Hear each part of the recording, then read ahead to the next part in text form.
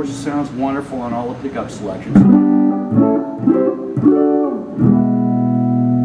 With a little bit of gain on the amp, we can go for that so-called woman tone that we remember from the Cream so well, and you know, get this, you know.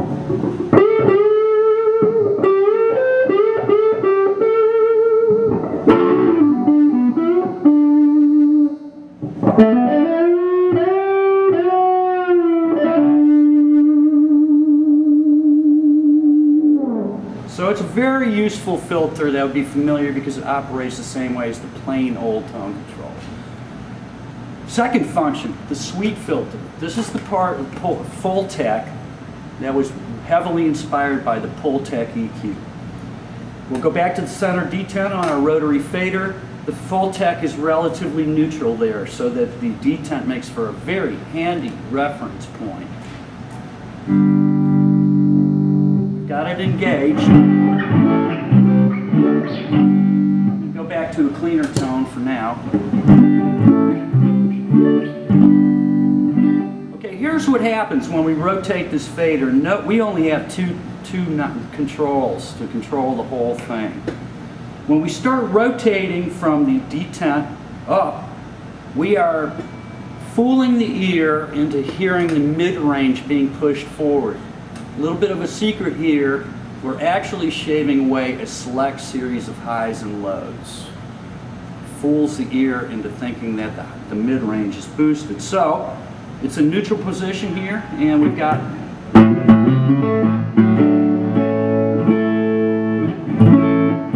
of a strat pickup, you know. Now, once we start rotating it up to +5, all the way up from the detent, all of a sudden, we've made a Strat-style single coil start sounding like a humbucker.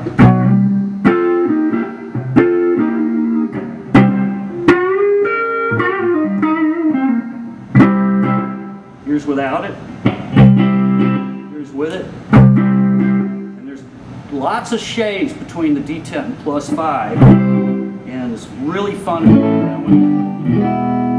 We go to the bridge pickup and dime that, put a little bit of gain on it. If you're a Leslie West fan,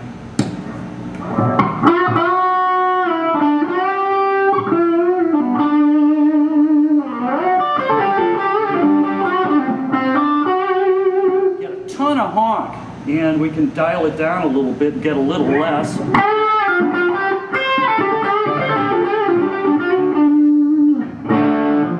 Very well, but you're getting the point. Back to a clean sound. What happens when we start going to -5 on the rotary faders? Some really magical things happen there. Again, we've got it in the neutral detent position.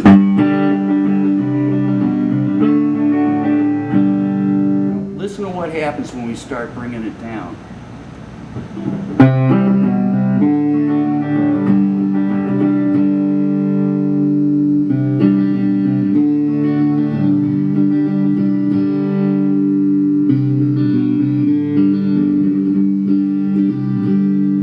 It's starting to sound more like an acoustic guitar. And when was the last time you heard a P90 sound like this, you know?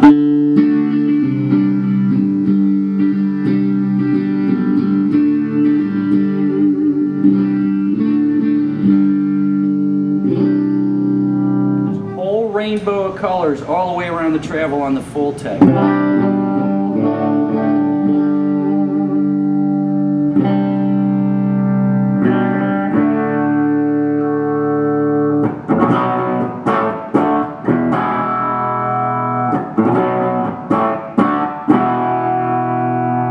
Because we have a true bypass in the middle, that means we can set up a preset, and with a hit of a button, we're instantly into different tone territory.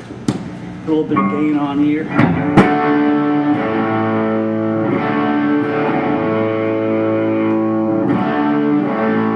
That mid-range, come forward a little bit.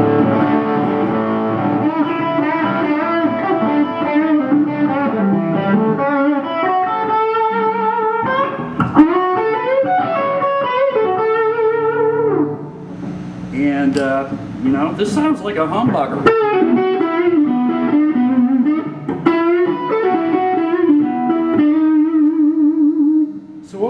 have here, we've got a whole rainbow of colors utilizing some technology that I borrowed from some of the classic studio equalization circuits. Mounted in an electric guitar for the first time, no batteries, got a preset, true bypass. The full tech is a really important part of the Spitfire as a whole. It's not a gimmick though, because the chassis on its own, minus the full tech, has to have a great tone. And we have a guitar that stays in tune like a rock and pays homage to Fender tones. The P90 and the bridge, get us into that, SG special type of territory. And it really is a very versatile guitar. It's one of the most versatile instruments I've ever offered. So thank you for your time.